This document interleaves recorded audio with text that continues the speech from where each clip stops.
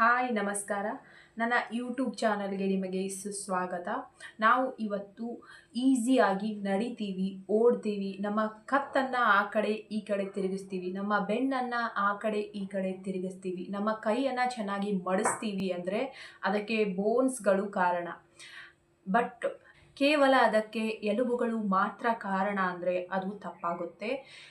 ನಾವು ನಮ್ಮ ಕತ್ತನ್ನು ಆ ಕಡೆ ಈ ಕಡೆ ತಿರುಗಿಸುವುದಕ್ಕೆ, ನಾವು ಈಸಿಯಾಗಿ ನಮ್ಮ ಕೈಗಳನ್ನು ಮಡಚೋದಕ್ಕೆ ಎಲುಬಿಗೆ ಸಪೋರ್ಟಿವ್ ಆಗಿ ಒಂದು ಅಂಗಾಂಶ ಕೆಲಸ ಮಾಡುತ್ತೆ. ನಾವು ನಮ್ಮ ಕತ್ತನ್ನು ಆ ಕಡೆ ಈ ಕಡೆ ತಿರುಗಿಸೋದಕ್ಕೆ ಎಲುಬುಗಳ ಡಿಸ್ಕಲ್ಲಿರುವಂತಹ ಒಂದು ಅಂಗಾಂಶ ಕಾರಣವಾಗುತ್ತೆ.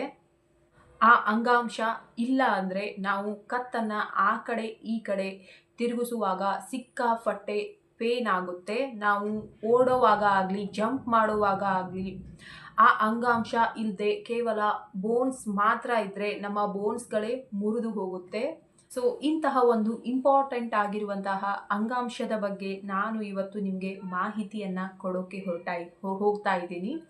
ಸೊ ಆ ಅಂಗಾಂಶದ ಹೆಸರು ಕಾರ್ಟಿಲೇಜ್ ಅಂತ. ಕನ್ನಡದಲ್ಲಿ ಅದಕ್ಕೆ ಮೃದ್ವಸ್ಥಿ, ಮೃದು ಎಲುಬು ಅಂತ ಕೂಡ ಕರೀತಾರೆ. ಮೃದು ಎಲುಬಿಗೆ ನಾನು ನಿಮಗೆ ಒಂದು ಸಿಂಪಲ್ ಆಗಿರುವಂತಹ ಉದಾಹರಣೆ ಕೊಡಬೇಕು ಅಂದರೆ, ಮೃದು ಎಲುಬು ನಿಮ್ಮ ಮೂಗಿನ ಸ್ಥಳದಲ್ಲಿ ಮತ್ತು ನಿಮ್ಮ ಕಿವಿಗಳಲ್ಲಿ ಇರುತ್ತೆ. ಹೇಗೆ ಕಿವಿಯನ್ನು ನೀವು ಹಿಡಿದು ಹೀಗೆ ಹಿಂಡಿದ್ರೆ ಅದು ಹೇಗೆ ಮನಿಯುತ್ತೆ, ಫಾರ್ ಎಕ್ಸಾಂಪಲ್ ನೋಡಿ, ಹೀಗೆ ಇದು ಮೃದುವಾದ ಎಲುಬು, ಮೃದ್ವಸ್ಥಿ, ಇದೇ ಕಾರ್ಟಿಲೇಜ್. ಈ ಮೃದ್ವಸ್ಥಿ ನಿಮ್ಮ ಜಾಯಿಂಟ್ಸ್ಗಳ ಮಧ್ಯದಲ್ಲಿ ಇರುತ್ತೆ. ಅಂದರೆ ಎರಡು ಎಲುಬುಗಳು ಸೇರುವಂತಹ ಮಧ್ಯದ ಸ್ಥಳದಲ್ಲಿ ಈ ಒಂದು ಮೃದ್ವಸ್ಥಿ ಇರುತ್ತೆ. ಸೊ ಆ ಮೃದ್ವಸ್ಥಿ ಇರೋದ್ರಿಂದ ನೀವು ತುಂಬ ಈಸಿಯಾಗಿ ಫೋಲ್ಡ್ ಮಾಡ್ತೀರಾ ನಿಮ್ಮ ಕೈಯನ್ನು. ಆ್ಯಂಡ್ ನಿಮ್ಮ ಕುತ್ತಿಗೆಯ ಡಿಸ್ಕ್ಗಳಲ್ಲೂ ಕೂಡ ಈ ಒಂದು ಮೃದ್ವಸ್ಥಿ ಇರುತ್ತೆ. ಸೊ ಆ ಕಾರಣಕ್ಕಾಗಿಯೇ ನೀವು ಈಸಿಯಾಗಿ ನಿಮ್ಮ ಕತ್ತನ್ನು ಆ ಕಡೆ ಈ ಕಡೆ ತಿರುಗಿಸ್ತೀರಾ. ನಿಮ್ಮ ಬೆನ್ನು ಮೂಳೆಗಳಲ್ಲೂ ಕೂಡ ಈ ಒಂದು ಮೃದ್ವಸ್ಥಿ ಇರುತ್ತೆ. ಸೊ ಆ ಕಾರಣಕ್ಕಾಗಿ ನೀವು ನಿಮ್ಮ ಬೆನ್ನನ್ನು ಆ ಕಡೆ ಈ ಕಡೆ ಈಸಿಯಾಗಿ ತಿರುಗಿಸ್ತೀರಾ. ಸೊ ಇದರಲ್ಲಿ ಈಗ 3 ವಿಧಗಳು ಇರುತ್ತೆ. ಮೊದಲನೇದು ಹಯಾಲಿನ್ ಕಾರ್ಟಿಲೇಜ್ ಅಂತ. ಹಯಾಲಿನ್ ಕಾರ್ಟಿಲೇಜ್ ಎಲ್ಲಿ ಕಂಡು ಬರುತ್ತೆ ಅಂದರೆ ಸಂಧಿಗಳಲ್ಲಿ. ಸೊ ಸಂಧಿಗಳಲ್ಲಿ ಅಂದರೆ ಎರಡು ಬೋನ್ಸ್ಗಳು ಸೇರುವಂತಹ ಮಧ್ಯದ ಸ್ಥಳದಲ್ಲಿ. ಸೊ ಉದಾಹರಣೆಗೆ ಈ ಎಲ್ಬೋ ಜಾಯಿಂಟ್ ಅಂದರೆ ಈ ಒಂದು ಭಾಗ. ಸೊ ಇಲ್ಲಿ ಎರಡು ಎಲುಬುಗಳು ಸೇರುವಂತಹ ಮಧ್ಯದ ಭಾಗದಲ್ಲಿ ಇದು ಕಂಡು ಬರುತ್ತೆ. ಆ್ಯಂಡ್ ನಿಮ್ಮ ಮಂಡಿಗಳಲ್ಲಿ ಇದು ಕಂಡು ಬರುತ್ತೆ. ವಯಸ್ಸಾದವರಿಗೆ ಈ ಒಂದು ಮೃದ್ವಸ್ಥಿ ಕಡಿಮೆ ಆಗುತ್ತೆ. ವಯಸ್ಸಾದ ಹಾಗೆ ಈ ಒಂದು ಮೃದ್ವಸ್ಥಿ ಕಡಿಮೆ ಆಗುತ್ತೆ. ಸೊ ಇದೇ ಕಾರಣಕ್ಕಾಗಿಯೇ ಮಂಡಿ ನೋವುಗಳೆಲ್ಲ ಬರುತ್ತೆ ವಯಸ್ಸಾದವರಿಗೆ. ಬೆನ್ನು ನೋವುಗಳು ಬರೋದಕ್ಕೆ ಆಲ್ಮೋಸ್ಟ್ ಆಲ್ ಇದೇ ಕಾರಣ ಇರುತ್ತೆ.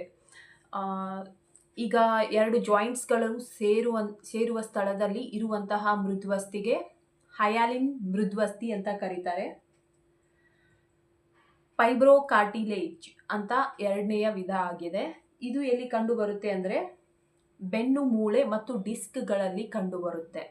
ಸೊ ಬೆನ್ನು ಮೂಳೆಯಲ್ಲಿ ಚಿಕ್ಕದಾದ ಎಲುಬುಗಳು ಸೇರಿ ಒಂದು ಸ್ಟ್ರೈಟ್ ಆಗಿರುವಂತಹ ಬೆನ್ನು ಮೂಳೆ ಆಗಿರುತ್ತೆ.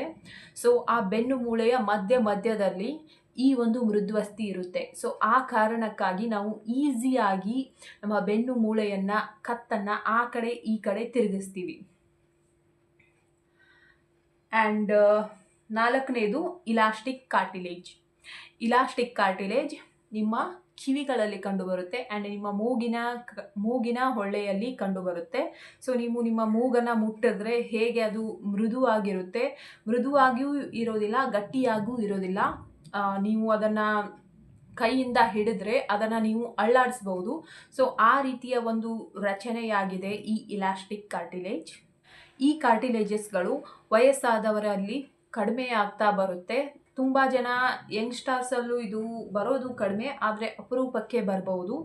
ಸೊ ಇದು ಮಂಡಿ ನೋವು, ಬೆನ್ನು ನೋವು, ಕುತ್ತಿಗೆ ನೋವುಗಳಿಗೆ ಕಾರಣ ಆಗುತ್ತೆ. ಆ್ಯಂಡ್ ನಿಮಗೆ ತೀರಾ ನಿಮ್ಮ ಬಾಡಿಯಲ್ಲಿ ಕಾರ್ಟಿಲೇಜಿನ ಅಂಶ ಕಡಿಮೆ ಇದೆ ಅಂದರೆ ನಿಮಗೆ ಕೈ ನೋವು, ಜಾಯಿಂಟ್ಸ್ಗಳಲ್ಲಿ ಪೇನು ಎಲ್ಲ ಕೂಡ ಬರಬಹುದು.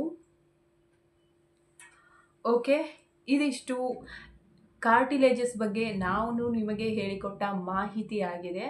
ಸೊ ಇದೇ ರೀತಿಯ ಮಾಹಿತಿ ನಿಮಗೆ ಇಷ್ಟ ಆಗ್ತಾ ಇದ್ದರೆ ನನ್ನ ಚಾನಲ್ಗೆ ಸಬ್ಸ್ಕ್ರೈಬ್ ಆಗಿ. Thank you very much.